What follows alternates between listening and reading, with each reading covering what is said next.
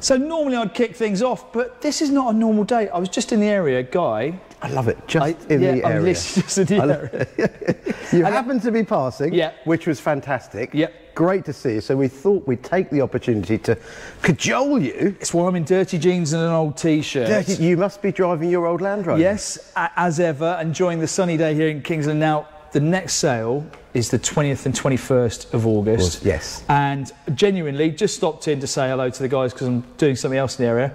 And I've never been here this early before a following It's quite sale. nice for you to see. You're like, yeah, wow, look at this, it's empty. And we just said, well, look, we'll grab a camera, see what happens. So here we are. These are some of the cars that are already here so in this for the next sale. Some of the cars ready for the next sale. We went live last week before, with our catalogue, and now things are really gaining momentum. Gathering pace. There's a lot happening. There's a lot of entries pending going onto the website. We're just waiting for photos, waiting for the cars to arrive. So it's really a big process, isn't it? I mean, naively, it never really occurred to me. Obviously, everyone thinks the weekend of the sale is the big thing for you, but we're 6 weeks away. All of these cars have turned up with spare parts, with paperwork, with keys, with owners' requests. They all need to be processed. We all need to be photographed and videoed. And you were quite keen. So I was explaining about the videoing process, and you're like, well. So if you watch the YouTube channel, if you've just stumbled across this now, hit the subscribe button because you'll be able to see the kind of videos we're talking about. But you always try and jump in one or two of the cars and do a special little video of driving around. Now, virtually every car that gets entered gets its own little video and suite of photos. But you like to go for a little drive. And you took Jeff out for a little trip. We went out in the Stag. We were out. I was with Dale. Just a week or so ago. And that's a no reserve RS 2000 Mark II. So fantastic. I mean, proper. And we just must make reference to this Mini Shorty. Regardless of your take on Mini Shorties, where else could you see? What did you say about this space? Well, this is quite interesting. We've got a P38 Range Rover to the side, and pretty much exactly the same length is the wonderful Isetaa and this Mini Shorty. Now, this started off life as a 1962 minivan, and it was converted years ago, and it's just rather appealing. It's got the single rear seat, and I think sideways. You'll do a little video of this because normally you won't be able to see this right now, but it's got the square back end of a van, but a single side opening door with a deep window in it. It's got some really lovely proportions to it. I'm weirdly attracted to it. Proper three-seater, but it's not a McLaren F1. Or a Matra Simca Bagheera. Oh, no, it's been a while since we've had one of those. Murina? Not a Marina. Anyway, less of our classic car musings. So, this is how it starts out for the next sale. You get a bunch of cars, and what blows my mind is logistically on the day, this will be full. So how do you start to order how they go through? It's a little bit of a... well, there's lots of different factors, Bryn. Yeah. Apart from size, age, a lot comes down to colour. Right. Era. So to keep so you don't want to have too many similar cars just going through one after the other. Yep. Sometimes in the hall you're like, I've got a bright yellow car or something bright green. We'll put that there. There's a few things that come into play. I've never asked you these questions before. It's all talking around this pillar here. But it's things that I think that people aren't really aware of. And as ever, this King's Lynn, it's a real place. This is real premises owned by Anglia Car Auctions. That's I'll just say, a really important thing. 8 weeks before a sale, 6 weeks before a sale, 4 weeks before a sale, we can accept your car and we can store it. We don't charge for storage prior to the sale. Blows my mind. Our own premises, so it is perfect. Since I've been here for about an hour and a half having a cup of tea. 2 cars have turned up on the back of transporters from people who you regularly deal with, who are dropping them off for the next sale. I mean, where else do you get storage for 6 weeks? And then there's still a couple of the cars here from the last sale who people are working out the logistics of how to move them away from here. And we can be flexible. Really generous. We're very, very easy to deal with. Now, getting back to that test drive. I said to you, I really want to go out for a drive, and you're very gracious. You've split up a bit because you've got back-to-back appointments, so it's a Friday of cars coming in. So you said, let's go and have a look, see what's coming to sale. What should we take out? So let's walk backwards. Freddie on the camera, he's doing a great job. He's just going to walk backwards now, and we're going to lead you over. So our thought processes were, it's a really hot day. It's about 22, 23 degrees. I said, What about something with an open top? And this is again a no reserve auction. So perfect day out, but you know, I think we're going to basically cook ourselves in this today. The problem is, I don't have a lot on top. You don't have too much, but more than me. So we're the lightweight racing haircut versions. So we started going through it, and we found this gorgeous little. We found it. It was here anyway. This gorgeous little Alfa Romeo. Tell me a little bit about this. Well, as we were discussing earlier, these earlier cars with the chrome bumpers, they're just a purity of design. Very, very pure. Is it Bertone or Gandini, or I don't know who designed these, Michelotti?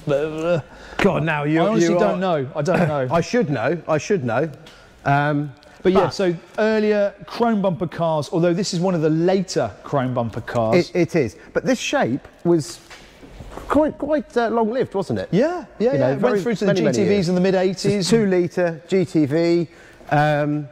Enthusiast owned, and it's perfectly solid. This is great. Really, really solid car.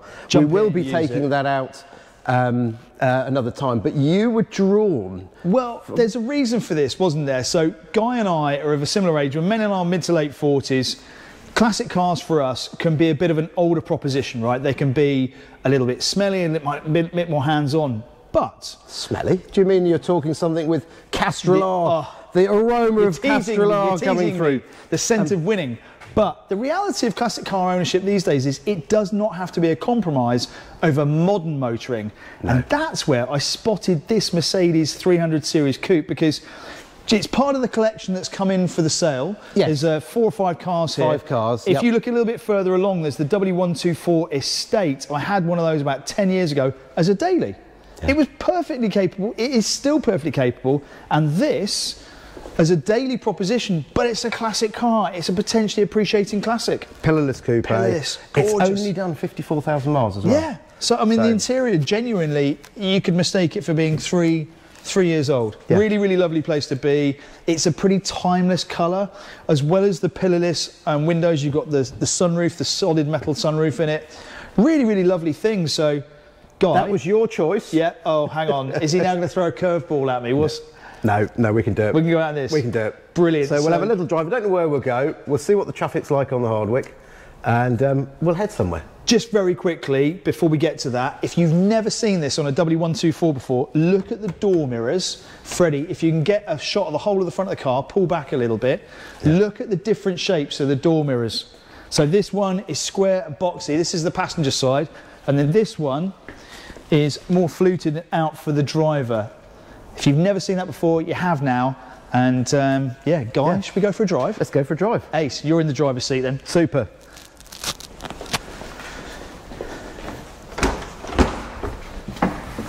So we've just done maybe, hang on. So here we are in the Mercedes E-Class. We've just done probably 5 or 10 miles to get here, Guy, haven't we? And we've just both been having a conversation about how nice of a car this is, as if it's a surprise to us. It's lovely. It's so smooth. These seats, you just float in these Mercedes seats of this era, don't you?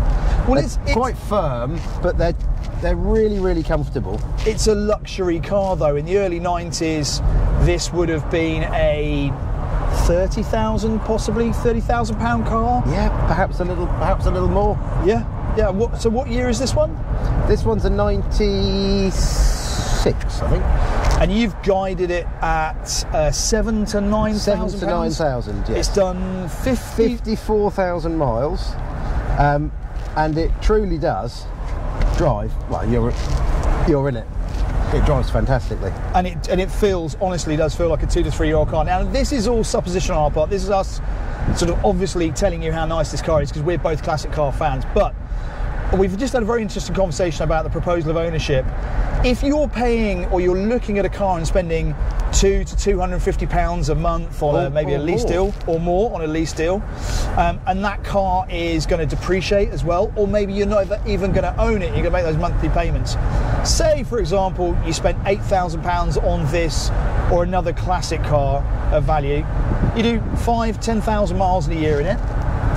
It makes economic sense to me. Yeah. This is our discussion. So you haven't got the depreciation. Yes, they won't be quite as economical as a modern car, but if you're not doing the mileage, it does get offset. The insurance will be cheaper, you're on a classic car policy, it's comfortable. And another thing we were just talking about with regards to the fuel, and whilst electric cars are becoming more and more common and some would say relevant, is the most environmentally sound car a car that already exists? Just being overtaken by a classic motorcycle there. But yeah, this car exists. It doesn't need to be built. They don't need to mine for lithium batteries. It doesn't need to be created. It exists. If you're not doing huge mileage, it's a great car. And that's why I think sometimes the compromise with classic car ownership is that you're not going to be able to use it on a daily basis. You're not going to be able to enjoy it. You're not going to be able to jump in with a family and trust it to drive to France. Something like this you could. I would. And it's legitimately, it's done 54,000 miles. Mercedes-Benz do reduced cost brand new parts for this generation of car. Yep. The W124 is widely recognised as being pretty bulletproof. So yes, as Guy said, fuel might cost a little bit more, but the cost of ownership proposal over 3 or 4 years, you sell it probably for what you bought it for if you've looked after it. These days, if you get it detailed, you get it ceramic coated as soon as you buy it. I don't think you can go wrong. Now, clearly we're biased, but if you want to find out for yourself, it's really simple. Have a go. Yeah, angliacarauctions.co.uk, and the catalogue is going to be filling up over the next few weeks. In fact, for the next sort of 6 weeks until the sale on the 20th and 21st of August. Lots more exciting entries coming. We're going out pretty much every day to look at cars. We've got cars being emailed in, motorcycles, automobilia. So it's a very, very exciting time. The sun is shining. I mean, if you look around, I do say this quite a bit, but we're so lucky to be located where we are. It's great. The site is owned. You can bring your car up well in advance. We don't charge for storage prior to the sale. We're very, very flexible. And we've got a fantastic team. So we will be doing a little bit more about the team in the next few weeks. A lot of you have already been here and have met us and met everybody here. But it's a really, really great place. It's the 20th and 21st of August. The viewing will take place on all day on the 19th and the 18th. So it's the Thursday and the Friday. But do come along. I mean, Bryn, you've had a great couple of hours here, I'd hope. Not being funny, this could be you. You could be driving around in this car. Why would you not want to be here? You might not want to be a middle-aged man, but this could be you. This is the wonderful potential of all these cars that go through the auction, and it's an absolute pleasure to be out and about enjoying this, and a privilege as well. So come along to the auction, just enjoy it, get involved on the YouTube and the Facebook. Make sure you subscribe to the channels, because they'll be revealing more cars as they come up over the next 5 or 6 weeks.